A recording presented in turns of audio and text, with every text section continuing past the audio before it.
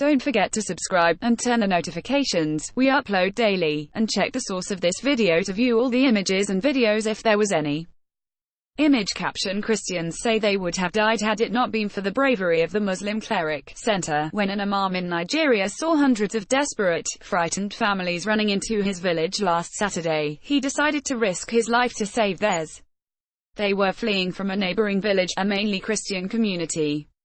They say they came under attack at about 1400 Greenwich Mean Time, from about 300 well-armed men, suspected cattle herders, who are mostly Muslims, who started shooting sporadically and burning down their homes. Some of those who managed to escape ran towards the mainly Muslim neighborhood nearby where the imam lived, arriving over the next hour. The cleric immediately came to their aid, hiding in total 262 men, women and children in his home and mosque. I first took the women to my personal house to hide them. Then I took the men to the mosque, the imam told BBC Pidgin. We have blurred the faces of the imam and the villagers, for their own safety. Image copyright AFP Image caption: Hundreds have been killed in attacks across Plateau State, including the parents of this young girl who herself was injured and is now cared for by her aunt. This was the latest wave of violence to hit Nigeria's central region, where farming communities and nomadic cattle herders often clash, usually over access to land and grazing rights. The region is prone to religious tension. Herders are ethnic Fulani and mostly Muslim, while the farmers are mostly Christian from the Beram ethnic group.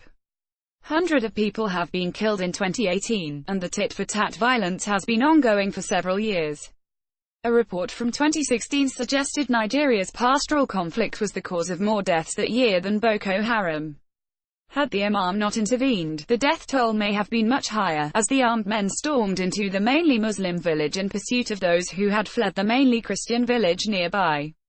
Image copyright AFP Image caption: This man's relatives were killed in the attack by Fulani herdsmen. One of the villagers described the panicked scenes, saying, "First they attacked a village before us, so we ran to the security post.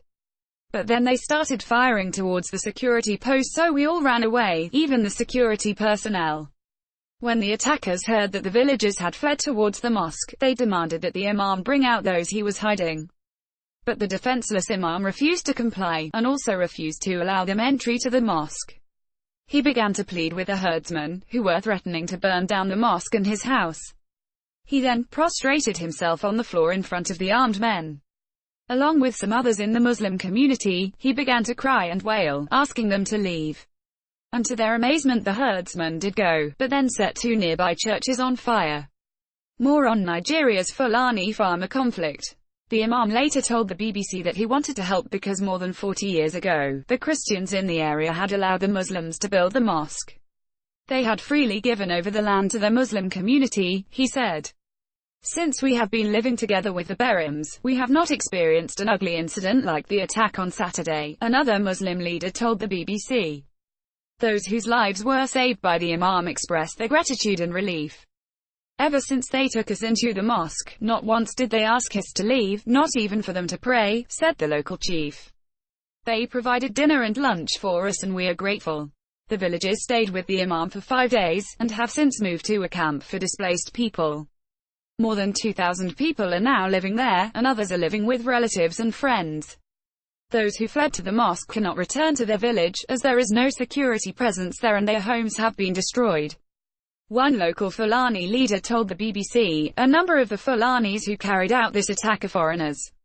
When we try to stop them at the mosque, some of them beat up one of the elders. When I visited the village it was completely deserted. I saw a church that had been attacked, all the chairs had been broken and the pastor's house set alight. He died in the fire. Image copyright AFP Image caption: The community church was targeted by attackers. The authorities say 5 rural communities were targeted last Saturday, in an operation that lasted more than 5 hours. But locals dispute the official figures, saying 11 communities were attacked. They killed 4 of my children, a 70-year-old man told the BBC, in tears. And now I do not have anyone to give me food. The attackers first looted the houses and shops before setting them ablaze. Not even their livestock were spared.